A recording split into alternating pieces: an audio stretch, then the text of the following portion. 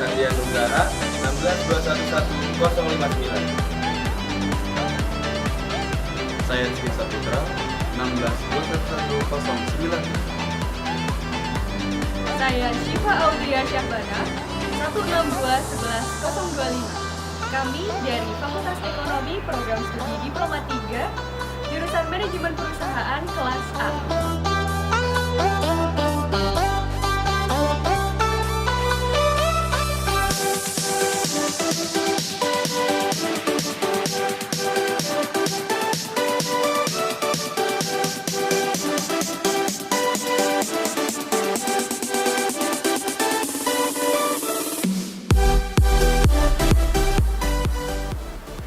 Setiap orang, apapun ras, jenis kelamin, agama, latar belakang sosial, etnis, status kesehatan, dan disabilitas, berhak atas kesempatan dan perlakuan yang sama dalam pekerjaan sebagai cara mencegah kemiskinan dan menghidupi diri dan keluarga.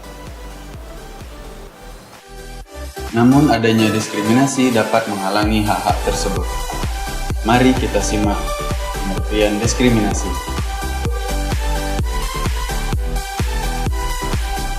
Menurut bahasa, diskriminasi untuk membedakan satu objek dengan objek lainnya. Sedangkan menurut istilah, diskriminasi adalah satu tindakan yang salah untuk membedakan orang-orang tetapi tidak berdasarkan kemampuan individunya, tapi dari hal lain seperti suku, agama, ras yang dibuat untuk memunculkan hal negatif. Diskriminasi dalam dunia kerja adalah hal yang terus-menerus terjadi dan menjadi ancaman dalam dunia kerja. Diskriminasi dapat terjadi pada siapapun, termasuk pada Anda sendiri, atau bahkan secara tidak sadar, Anda juga dapat melakukan diskriminasi kepada rekan kerja Anda. Seperti apakah bentuk diskriminasi dalam dunia kerja? Aku pernah bekerja di banyak tempat, tapi tidak ada yang permanen. Selama itu, aku sudah melakukan banyak wawancara dan sering tidak mendapat jawaban. Ketika aku diwawancara, semuanya lancar sampai aku mengungkapkan keterbatasanku, kata Kelly Wilson. Wanita 32 tahun yang telah mencoba melamar pekerjaan berulang kali dan mengaku sering langsung ditolak setelah pihak perusahaan tahu ia tidak bisa mendengar. Kita dapat melihat bahwa apa yang dialami Kelly merupakan suatu pengalaman diskriminasi kerja, di mana Kelly tidak bisa mendapatkan haknya dalam bekerja karena ia adalah seorang yang disabilitas.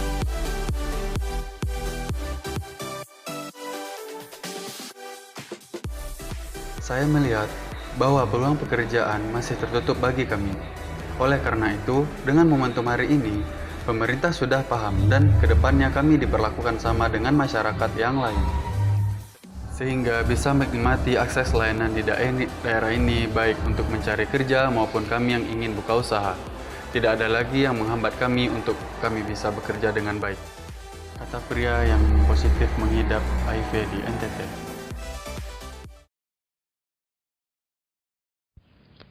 Perkenalkan, nama saya Anin. Pekerjaan saya ini sebagai mahasiswa juga nyambi part time sebagai perias juga. Alamat rumahnya di Kudian.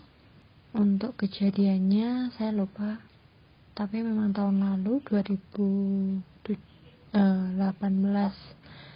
untuk bulannya sekitar bulan September kalau nggak salah ya.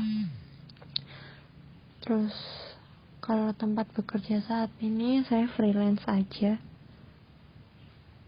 Nah, saat itu saya apply tenant di satu instansi.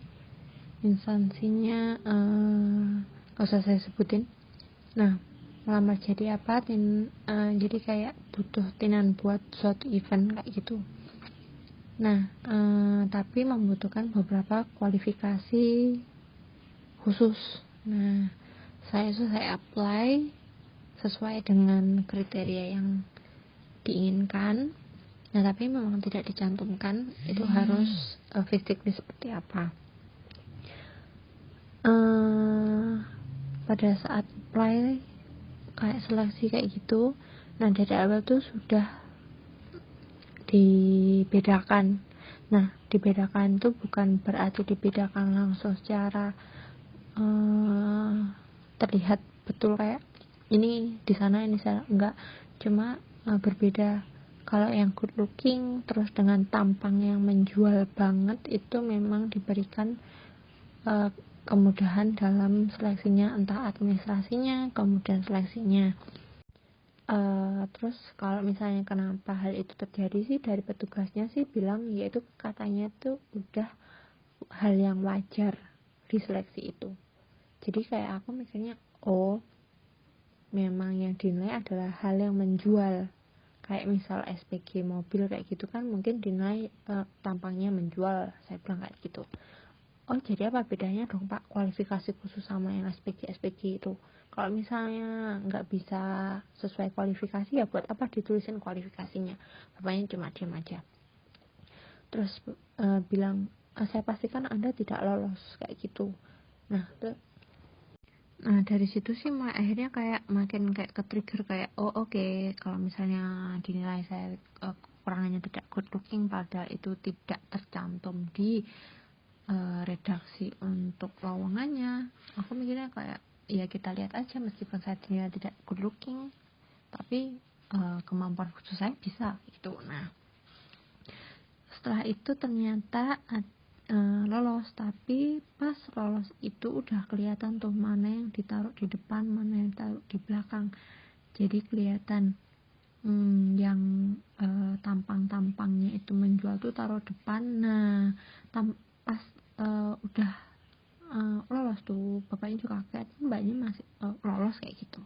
Terus aku diam aja. Nah pas eventnya tuh berlangsung tuh, nah itu kelihatan lah kayak yang tampangnya aja tuh nggak pinter dalam apply kegiatan tersebut.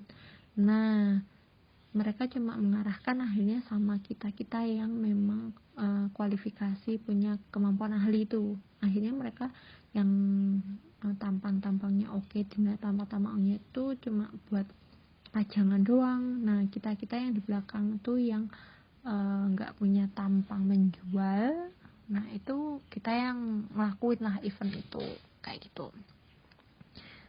Nah terus ya udah, terus akhirnya pas event itu selesai segala macem, nah emang sengaja aku datang ke bapak yang panitianya itu, terus aku bilang oh jadi gini, yang tampangnya itu tuh cuma di depan, kenapa nggak dibedain aja kualifikasinya? Yang kalau kayak gini kan kita yang rugi, dimana yang tampang yang dinilai nggak menjual malah yang ngelakuin, dan tampang menjual cuma modal tampang doang.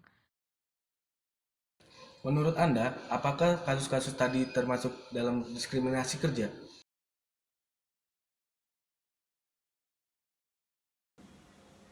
Assalamualaikum warahmatullahi wabarakatuh.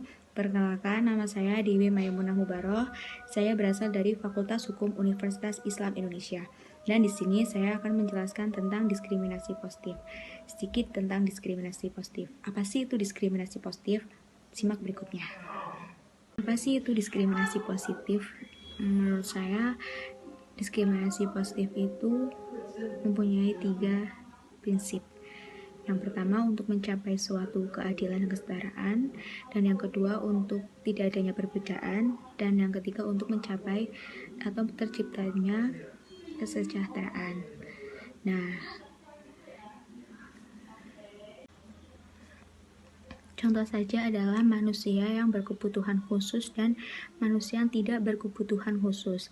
Di semua aturan atau dimanapun kita ketahui bahwa jika ada manusia yang berkebutuhan khusus itu akan didahulukan keperlindungannya, keadilannya, kesejahteraannya dibandingkan dengan manusia yang kurang berkebutuhan khusus.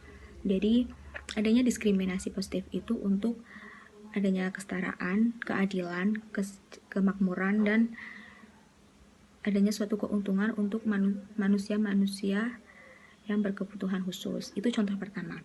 Dan contoh yang kedua adalah di kaum perempuan dan kaum laki-laki. Di era zaman sekarang banyak Intinya, adanya diskriminasi positif itu untuk mencapai suatu keadilan dan kesetaraan, untuk mencapai suatu kesejahteraan umum, dan tidak adanya perbedaan di dalam masyarakat, di dalam makhluk. Intinya, diskriminasi positif itu bersifat baik. Sekian dari saya, apabila kurang lebihnya saya mohon maaf yang sebesar-besarnya. Wassalamualaikum warahmatullahi wabarakatuh.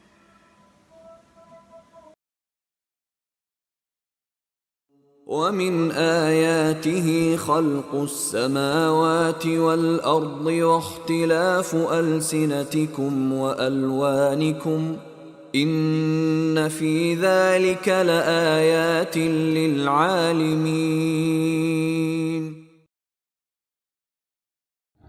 Ada dalil yang menyatakan tentang diskriminasi dalam Quran surat Ar-Rum ayat 22. Dan di antara tanda-tanda kekuasaannya ialah menciptakan langit dan bumi berlain-lainan bahasamu dan warna kulitmu.